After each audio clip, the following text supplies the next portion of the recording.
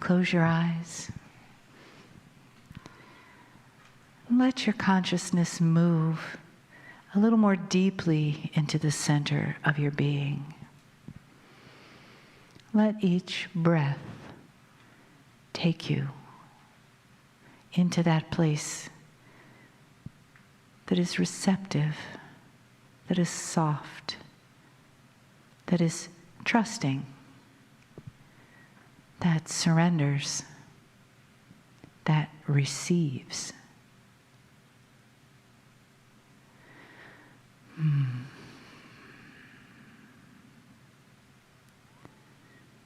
In the energy of what's been created here today and what continues to be created, in the love and the honoring that comes from Kryon, the love and the honoring of the human and the journey of the soul here in human form.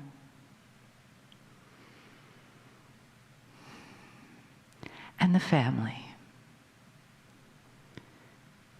that we are when we're together in this life, other lives, future lives, and when we're not together in the physical.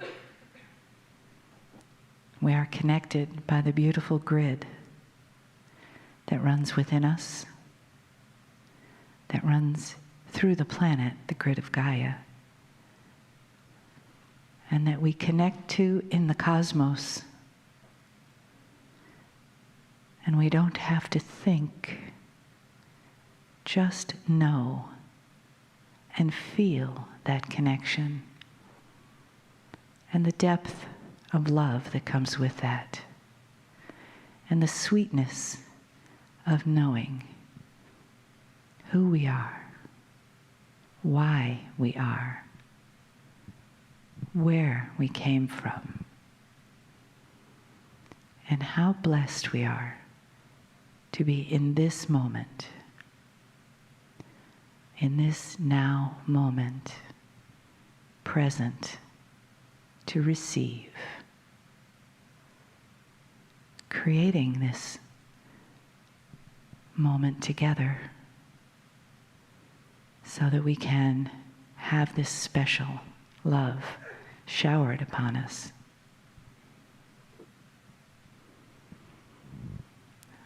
Take a deep breath in and let yourself receive even more deeply, just opening more.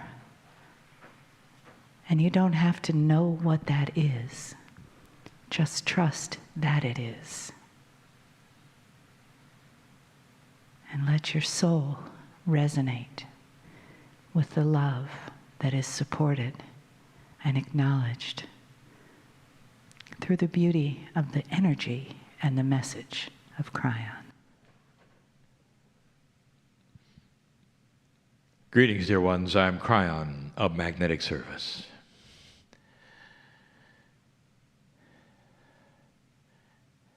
It is difficult sometimes to give a message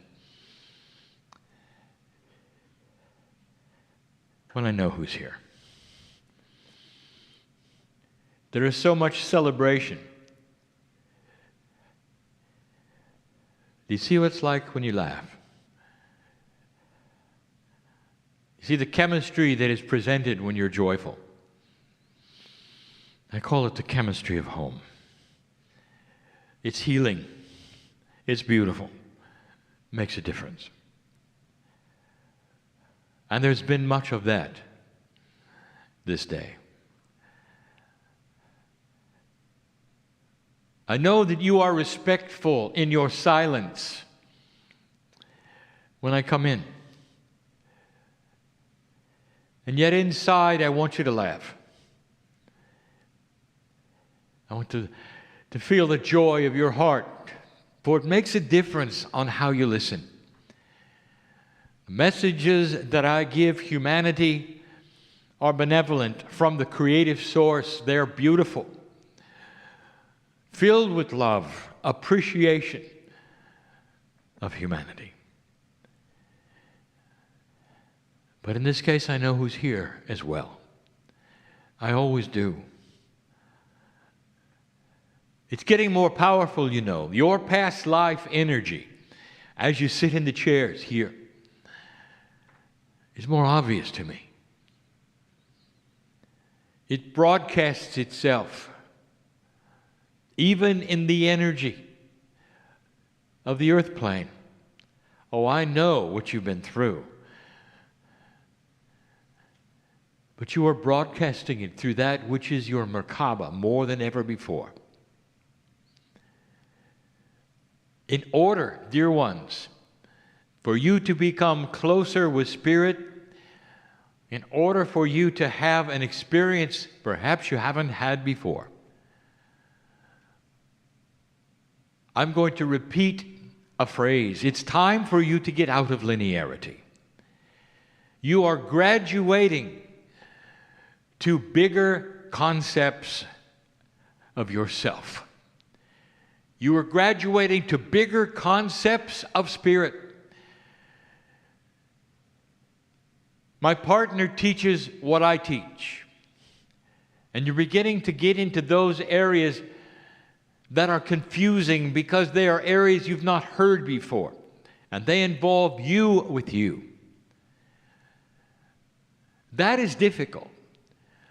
But it's even made more difficult if you start to ask the linear questions that so many of you ask. They're normal questions. Dear ones, humanity is linear. You live in 3 dimensions. And in that paradigm, you exist, even spiritually. And you're constantly asking the questions that you feel are pertinent, and they're not, because they're linear. Today, the subject was brought to you about working with that which is innate. To talk to that which is your body, to imbue yourself with the ability of mining the Akash. These are all concepts. And yet, that which you wish to know about them are linear. I know what you're thinking. The questions so often go like this. How many times a day should I get in touch with my cellular structure? What is the optimum time for meditation? How long should I meditate? Should it be in the morning and the evening? What does Spirit want from me? How often should I talk to my cells in a personal way? When I want to generate synchronicity, how is it done, and at what amplitude should my intent be? All of these are linear. And yet you ask them. Is it all right to do it this way? Is it all right to do it this way? And they're all linear questions. The channel is called the end of linearity. In order for me to give you one basic truth today, one basic truth, I've got to give you a parable. So it is time yet again for a parable of woe. I'm going to talk about a human being called woe. Woe is always the subject of the parables. Now, woe is not a male or a female. Woe is a woe man. So it is both. We will call the human being woe and will refer to it as a him for this particular lesson. I want you to know woe. Woe loved God. Woe was an old soul, and he awakened on the planet with intuitive knowledge there was a creator. Early, in his life, Woe searched for and found God in his own way in an organization of like minds. And he was pleased with himself. And that is where he met others who loved God. Woe heard about the creative source in his own way. Nothing he heard was inappropriate, really. It all made sense to him, really. And we've said this before. Blessed is that which searches for God, period. No matter what the organization is, or whether you think they've got it right or not, the search for God is honored by the creative source. Woe had found his niche and his search, and he began. Woe heard that there is life after his death, and he believed it. It felt right. It was intuitive. Woe knew that he could live his entire life, and that there would be a time when he would literally be taken in some form, in some way, to a magic place that he can't even fathom, where he would get that which is a party or a reward for all that he had done on the planet. He was told that the more he did, the more that he accomplished, and the lists that he had would please God, the more he did, the greater chance that when it came for the point of judgment, he would be judged worthy. Woe knew he was worthy. But he began the lineage of his life that was linear. Woe was not wrong. Woe was not really misinformed. Woe was simply being the human. He was doing what humans do. They quantify, they qualify, they count, they assemble, they log. And he did that. Woe went to church many times, sometimes more than once a day. Every single time he went, he kneeled before God, and he knew he was in the presence of God, and he felt God's love. Woe wept all of the time, feeling the incredible love of God that was there. In the system that he chose, he found God. Every time he went to church, he logged it in. He knew someday there would be someone, perhaps in a place he can't even fathom, that want to know how often he went. Woe was told that it would help if he would then be open and talk about that which he had done or thought and confess these things, and he did that, knowing absolutely that this was the process that God would be pleased with, and he did. Many times, over and over. He felt good. He logged that in too. Woe was looking for other things that would please that which was the creator of the universe itself. He felt part of it. He felt the love of God in his church. He started volunteering. He would go and help this person and that person over and over. He would do labor in order to be a volunteer, knowing it was pleasing to God. He put it in his logbook. The book was getting very big. Woe was getting older. He was so pleased. He was in his second book, in his third book, in his fourth book, logging in the things that he was doing. And he felt good about it. Everything that he heard from those in charge, who were the spiritual teachers, would agree in everything he was doing. Woe was doing it right. He's a good man. He was a good person. He didn't hurt anybody. And then it was time. Woe passed away peacefully. Peacefully. He knew it was the time, and he knew that he would meet the Master.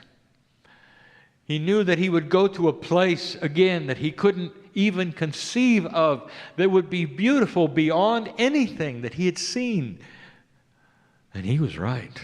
Oh, he was right.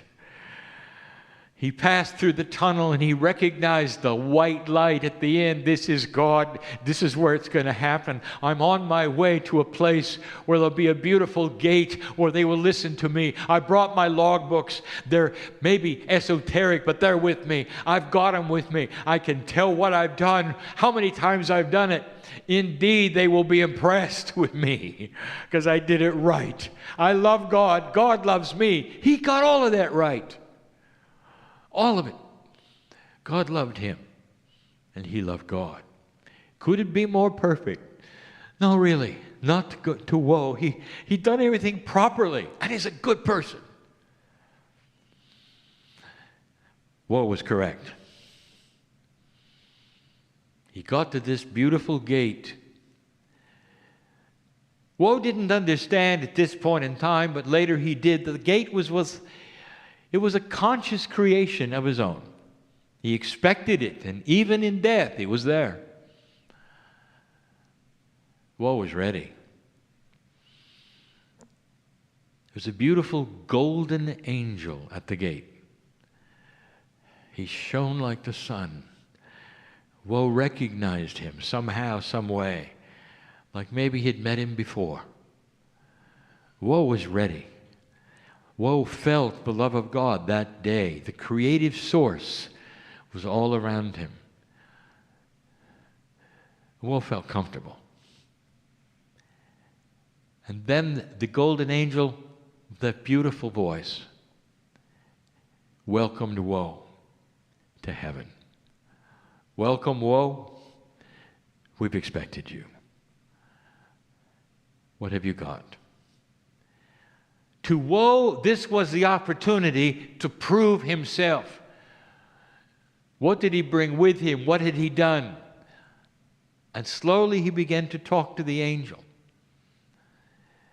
I have been good. I have done these things. Look at the volumes of what I've done. It was impressive. Woe talked for a long time, giving that golden angel who was so patient with him over and over the things he had done, that which would be pleasing to God. The number of times he had done it. Impressive. There were a few times when he went to church 3 times a day. That was impressive. It was the top of the list, so it'd be seen. The golden angel was quite attentive, never moved, just emanated love. And Woe was silent. And then the golden angel said, Woe, I'm not interested in how many times you did something. How much compassion did you have? What's the quantity of compassion you had? And Woe said, I had to be compassionate. Look, I did this 300 times. I did this 400 times. The angel stopped him and said, Woe, you're not allowed to give me numbers. How many loves did you give? If you want to give me numbers, how many compassions did you give? How many lives did you affect by those compassions and loves? And Woe was beginning to feel uncomfortable. And he was saying to himself, maybe I did it wrong. Maybe I got it wrong. The golden angel could read his mind. Woe, I want you to relax. And I want you just to tell me. What was your intent as you did these things? And Woe had no answer except one. I want to impress you, he said, so I could go through the gate. I want to please God, so I could go through the gate. And the angel said, what did you do to please yourself compassionately? What did you do to love that which was inside you that you knew was divine? Woe. Woe put down the books and realized he got it wrong. Woe began to cry. He didn't know what was going to happen. He just realized that the assemblage of everything he'd created all his life was somehow missed the mark. He wasn't being asked the questions he thought he would be asked. The golden angel said, "Whoa, by your intent, the gate opens. For your intent is good enough for today." Oh, was so grateful. The gate opened and he went in. Now this is where we have to stop the story of woe, because woe was no longer woe as soon as he passed the gate. He became part of the creative source. He became part of the family. We have told you what happens to you when you cross that barrier between human consciousness and the consciousness of God. How long woe was there, we can't tell you that either. But we can pick up where woe begins again.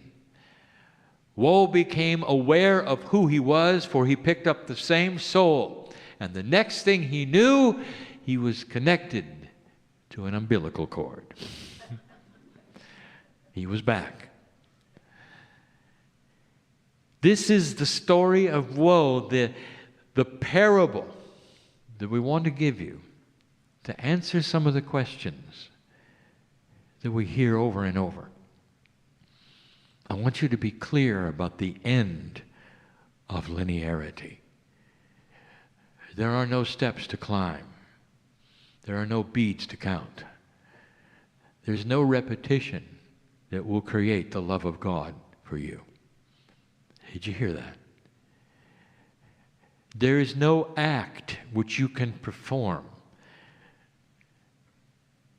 which gets you into a better place than you're in now. There's no amount of anything that you can do that's all linear. These are concepts which we wish to teach tonight, and we already have by the story of woe. He loved God. But in the process, he didn't love himself. First question. I want to meditate correctly before spirit. It's a good question. It's linear. And I'll give you the answer. Because the question is about how many and how much. It always is. How much should I meditate? How long should it be? You're still asking. I'm going to answer. How many times should you meditate? Are you ready for this? Once. How often? Once. Now, Kryon, is that once a day? No. That's for the rest of your life, dear one. One time. I want you to go in meditation and never come out. Do you hear me? Never come out.